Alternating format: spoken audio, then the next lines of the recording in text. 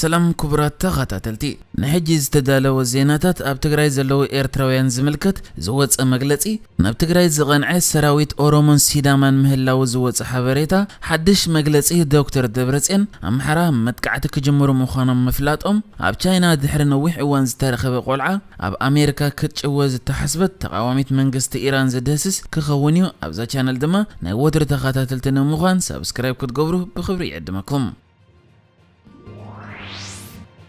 ናይ ኢትዮጵያ ናይ ስደተኛታትን ናይ ምላስን ኤጀንሲ ወይ ኣራ ኣብዚ እዋን ኣብ ትግራይ ዘለው ኤርትራውያን ስደተኛታት ውሕስነቶም ንምርግጋጽ ናብ ካልእ ሓድሽ ማዓስከራት ስደተኛታት ከጉዕዞም ኣብ መስርሕ ከም ዘሎ ኣፍሊጡ። ከም መግለጺ እቲ ኤጀንሲ ኸኣ ኣብዚ እዋን እቲ ንቡር ነቶም ኣብ ማይ ዓይንን ዓዲ ሓሪሽን ዝርከቡ ስደተኛታት ዝውሃብ ዝነበረ ቀለብ ክህብ ጀሚሩ ከም ዘሎ ክሳብ ሕጂ ኸኣ ኣስታት 9,000 ኤርትራውያን ስደተኛታት ቀለብ ተቐቢሎም ከም ዘለው ሓቢሩ። እዚ ኣብዚ እዋን ኣብ አዲስ አበባ ጥራይ 5200 ዝተመዝገቡ ኤርትራውያን ስደተኛታት ኣለው ዝበለ ኤጀንሲ ክሳብ ሕጂ ብልክዕ ቁጽሮም እኳ እንተዘይሓበረ በዝሒ ዘለዎም ኤርትራውያን ስደተኛታት ናብቲ ኣብ ክልል ዓፋር ኣብ ረሃለ ዝርከብ ማዓስከር ስደተኛታት ኣሰጋጊሩ ከም ዘሎ ሓቢሩ ኣሎ። ብጀካ ዝውን እዚ ኤጀንሲ ድሕነት ናይቶም ስደተኛታት ንምሕላው ጻዕሪ የካይድ ከም ዘሎ ድሕሪ ምሕባር መግዓዝ ናይቶም ኤርትራውያን ስደተኛታት ክቃላጠፍ ማሕበረሰብ ዓለም ሓገዝ ከበርክት ጻውዒት ኣቕሪቡ። ከም ዝፍለጥ እዚ ኣብ ትግራይ ዘሎ ኩናት ካብ ዝጅምር ብዙሓት ኤርትራውያን ስደተኛታት ኣብ መንጎ ተቐርቂሮም ኣደዳ ጥሜትን ምስዳድን ዝኾኑ ኮይኖም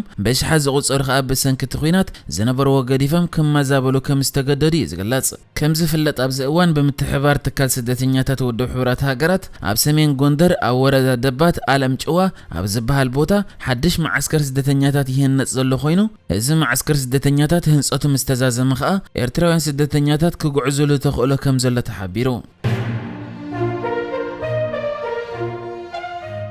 ቀዳማይ ሚኒስትር አብይ አሕመድ ትማሊ ኣብ ዝሃበ መግለጺ ንህዝብና ክንብል ዝኸፈልናዮ ዋጋ ድኹማት ስለ ዘይተረድእዎ ውጽኢት ኣየምጽን እቲ ጁንታ ቀንዲ ጸላኢ ህላዊ ኢትዮጵያ ከም ዝኾነ እውን የመስክር ኣሎ። እዚ ድማ ኩሉ ህዝብና ኣተሓባቢርና ክንቅይሮ ኢና ዝበለ ኮይኑ ሕጂ ይወጽእ ዘሎ ዜናታት ከም ዝሕብሮ ኸኣ ኣብ ክልል ኦሮሞ ኣባላት ፍሉይ ሓይሊ ዝኾነ ሰራዊት ናብ ጥቓ ትግራይ ዝርከብ ግንባራት ክዓርዱ ኣብ መንገዲ ከም ዘለው ተሓቢሩ። ነዚ ኣመልኪቱ ኣብ ክልል ኦሮሞ ምክትል ዓቃቢ ሕጊ ዝኾነ ተስፋየ ዳባ ኣውጽኡ ኣብ ዘሎ መግለጺ ኣባላት ፍሉይ ሓይሊ ኦሮሞ ካብ ውሽጥን ወጻኢን ዘጥቃዓና ናይ ጥፋኣት ሓይሊ ንምክልኻል ኣብ ጎኒ ሰራዊት ፌደራልን ሓይልታት ኣምሓራን ክጽምበሩ እዮም ክብል ተዛሪቡ። ብድሕሪ እዚ ተዘርጊሑ ዘሎ ዝተረጋገጸ ዜና ከም ዝሕብሮ ኸኣ ካብ ኦሮሞን ሲዳማን ዝተዋጽኡ ኣባላት ፍሉይ ሓይልታት መስናይ ኣምሓራን ሰራዊት ፌደራልን ንምጽምባር ናብቲ ምስ ክልል ትግራይ ዘዳውብ ከባቢ ክልል ዓፋርን ናብቲ ብሓይልታት ትግራይ ኣብ ትሕቲ ቁጽር ዝኣተው ራያን ክዓርዱ ኣብ መንገዲ ከም ዘለው ተረጋጊጹ ኣሎ። እዚ ከምዚ ኢሉ እንከሎ ኸኣ ኣብ ምዕራብ ትግራይ ይካየድ ዘሎ ኩናት ቀጺሉ ከም ዘሎ ይሕበረሉ ኣብ ዘሎ እዋን ፕሬዚደንት ክልል ትግራይ ዶክተር ደብረጽዮን ገብረ ሚካኤል ኣብ ዝሃበ መግለጺ ተልእኾና ጌና ኣይተዛዘመን እዩ ዘሎ። መጥቃዕቲ ኣብ ልዕሊ ወረርትና ክንቅጽል ኢና፣ ምክንያቱ ጌና ኣብ ትግራይ እዮም ዘለው። ስለዚ እንተዘይወፂኦም ከም ዝወፁ ክንገብር ኢና፣ እንተዘይንሳሒቦም ከነጻርዮም ኢና። ንጽበየሉ ዝኾነ ምክንያት የለን። ኣብ ትግራይ ዘለው ሓይልታትና ነዞም ወረርቲ ናይ ምጽራይ ተልእኾኦም ክቁጽል እዮም። ንህዝብና ናጻ ንምውጻእ ክሳብ ዝተቃለስና ክንዕወት ኢና። እቲ ዘገድስ ባህግን ብዘይ ምቁራጽ ብቆራጽነት ምቅላስን እዩ። ኣብ መወዳእታ ድማ ክንዕወት ኢና። ንሕና ኸኣ ነዚና ጌርና ከምኡ ኣብ ምግባር እውን ኣለና። ብሕጂ ኸኣ ክንቅጽል ኢና ድሕሪ ምባል ዶክተር ደብረጽዮን ገብረ ሚካኤል ብዛዕባ ካብ ዶባቶም ወጻኢ ክቕጽልዎ ዝኽእሉ ኩናት ኣመልኪቱ ኣድላይ እንድሕር ኮይኑ እቲ ኩናት ብቐሊሉ ኣብ ዶባት ትግራይ ጥራይ ዝተሓጽረ ኣይክኸውንን እዩ። ንሕና ዳግማይ ከምዘይምለሱና ከነረጋግጽ እዩ ዘለና ክብል ተዛሪቡ። ካብዚ ወጻኢ እውን ዶክተር ደብረጽዮን ብዛዕባቶም ብሓይልታት ትግራይ ዝተማረኹ ሰራዊት ፌደራል ኣመልኪቱ ኣብ ዝሃበ መግለጺ ብልክዕ እዚኦም ከም ትካል መንግስቲ ገበነኛታት እዮም።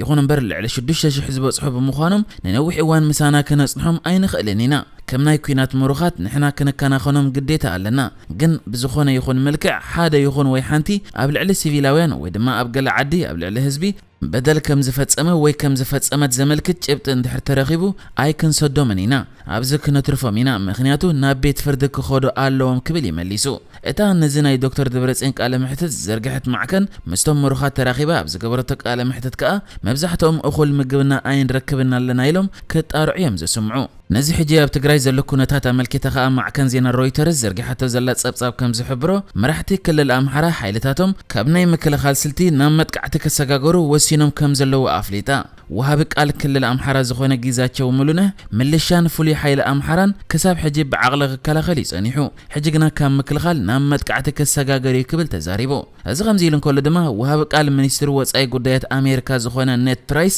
اب ኢትዮጵያ ዘሎ ተጻብኦ ከብቅዕ ኩሎም ወገናት ናብ ዘተከምለሱ ክጽውዕን ከሎ አውሽጥ ኢትዮጵያ በኃይል ብረት ዝትግበር ዶባት ናይ ምቅያር መስርሕ ዝኾነ ይኹን ተቀባልነት የብሉን ክብል ይተዛሪቡ ከም ዝፍለጥ አሜሪካ ኃይልታት አምሓራ ካብ ምዕራብ ትግራይ ክወጹ በተደጋጋሚ ክጽውዕ ጽኒሓ كل إذا كم زيلن كل دما سراويت مكلخال إثيوبيا أبلع الحوحات متقعتنا مفناو أمدلو آلو كبل ليتنا جنرال باج أدبل تزاريبو تمال مشت مجلس أزهابه حلافي مدوب حيل سب مكلخال سراويت إثيوبيا زخون ليتنا جنرال باج أدبل إت سراويت ملو حيل بمتقام أبلع الحوحات متقعتنا مفناو تدالينا آلنا يلو نسو وسيغو معسن أبين كمن نتقع وسينا نسر حلو زلنا قدايو معس سقمت موسات كمن نجمرون أيكن نقلت أنينا كانوا واقع كلنا ندوبات هاجرنا نواقع دوبنا دما مربيو زخونك أيد بتخ وجن تلعلو نيتيوبيا كبتاتن كم زيك المخانو كنرينا كم سراويت مكل خالمتن أبي كنسفر كم زلنا وسنتو بعلنا ينكبليو باج أدبله مجلس أوتي زلا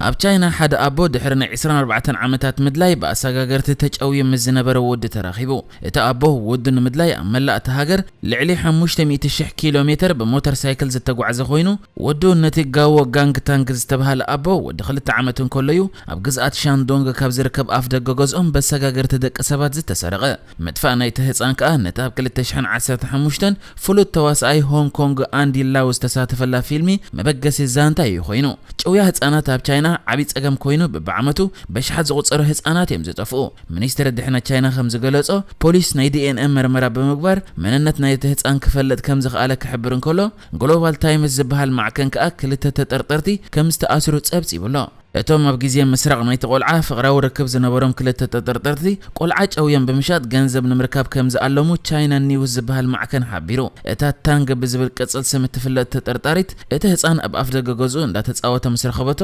ኣመዋፍር መካይን ኮይኑ ይጽበያ ናብ ዝነበረ ሁ ዝተባሃለ ካልኣይ ተጠርጣሪ ሒዛተ ይኸይዳ ብድሕሪ ድማ እቶም ፍቁራት ነቲ ህፃን ናብ ግዛኣት ሄናን ወሲዶም ኣብኡ ክሸጥዎም ከለዉ ከሳብ በቡ ዝርከብ ከኣ ኣብታ ግዛኣት ይክነብር ጸኒሑ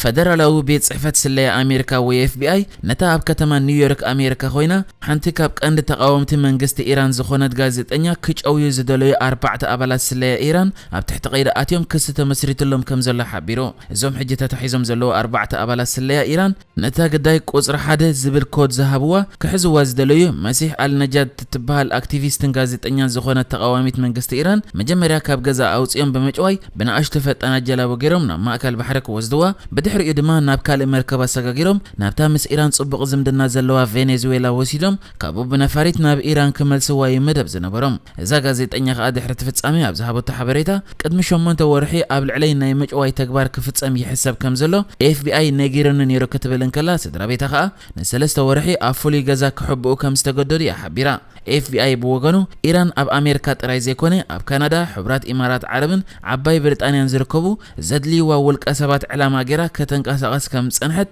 እዚ ሕጂ ፈሽል ዘሎ ፈተነ ከዓ ኣካለት መንቀሳቀስ ከም ዝኾነን ኣቀዲሙ ፈሊጥዎ ከም ዝጸንሐን ሓቢሩላ